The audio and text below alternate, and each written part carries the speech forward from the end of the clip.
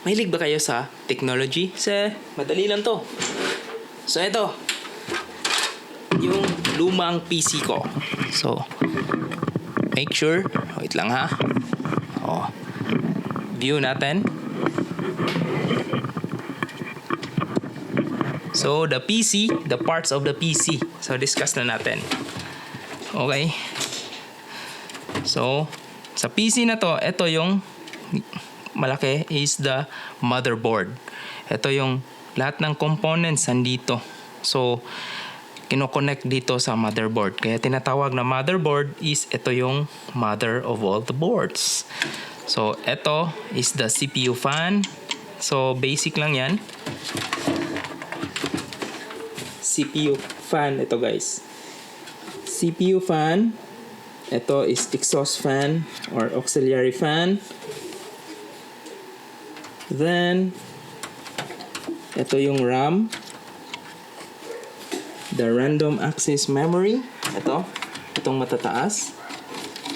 And then, ito yung mga hard disk, hard drive.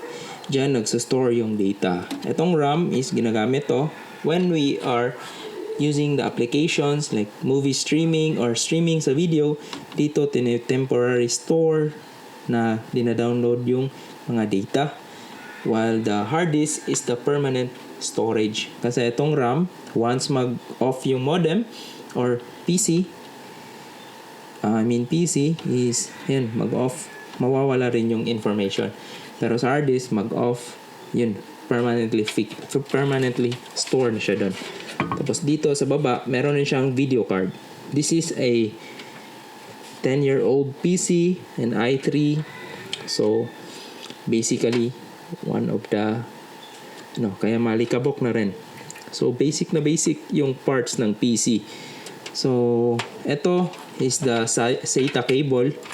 SATA cable yung tinatawag dito. Okay? So, madali lang yan para sa inyo. Kaya tinuturo ko rin. Ito, CPU. Ito yung Central Processing Unit na fan. So, as you can see, meron din siyang box dyan. Yan yung CPU na chip. Or the CPU chip or the Central Processing Unit. Tapos, ito naman sa taas, ito yung power supply. Kung ito, yung CPU, ito yung brain or utak ng computer. Ito namang CPU is yung heart ng computer. Dito nagpapump ng blood ng power. Kaya dito sa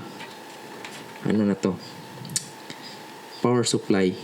Then aside from that, there's also a CMOS battery yung PC natin. Ito located yan. Yung CR2032 na battery. Ito yung nagpa-power ng clock sa PC or sa motherboard. Kung nakikita nyo, kahit nakabunot yung PC nyo sa outlet, when it comes to clock, dito nakastore yung time, tsaka yung configuration setup ng motherboard. So, huwag kayong magtaka kung bakit nasa-store pa rin yung configuration. Kung napapansin nyo na yung time ng PC nyo is hindi na siya sync sa mga time ngayon, ito yung papalitan natin, yung CMOS na battery. So yun. Ito naman yung RAM, ito yung power port ng motherboard. So yun, 24 pins yan. So meron lang siyang, hindi pwede yan mabaliktad kasi may slotted yan eh. So ito yung power port ng board. Ito yung RAM. Bunutin natin yung isang RAM. So, this is the RAM module. This is around 4 gig of RAMs. So, total ito is 8 gigabit of RAM. So, for now, kung nag-assemble kayo ng PC, medyo 4 gig RAM is not enough for the setup ngayon kasi mga video streaming. So, recommended ko 16 gig above yung RAM nyo by default. When it comes to CPU naman, when you're going to do multimedia or media streaming or video editing, i5 above. Then make sure na yung CPU generation nyo is not 5 years ng latest. So for example ngayon, nasa 13th gen na yung Intel, dapat 9th na yan. Gen 9 na above. Still to make it relevant for a few years. So, if you can afford latest generation, the 13th gen, then okay na okay yan. Pero for me, 3 to 4 generations behind is still okay and still relevant for the application right now. Okay? Then make sure when choosing a hard disk is you're already using a SSD or a solid state drive. Although much expensive and maliliit lang yung capacity niya, pero when it comes to speed booting up your PC, mas okay yung SSD na ganito. SSD wala na siyang moving parts. So solid state drive. More of a na siya, electronics. Ito kasing hard disk, meron pa siyang needle na gumaganon, tapos tumutunog once nag-spin yung hard disk. Kaya ganun. Tapos, safety reminder, when you're maintaining your PC, always have it clean. So, importante kasi yan, kasi malikabok yung PC when it comes. So, aside, a most important component sa PC is the I/O or interface, input-output interface sa PC. So, ito yung power supply, the heart of the PC. Ito, galing sa outlet, dito pumapasok yung kurente. Tapos, ito on switch. Ito yung AC plug.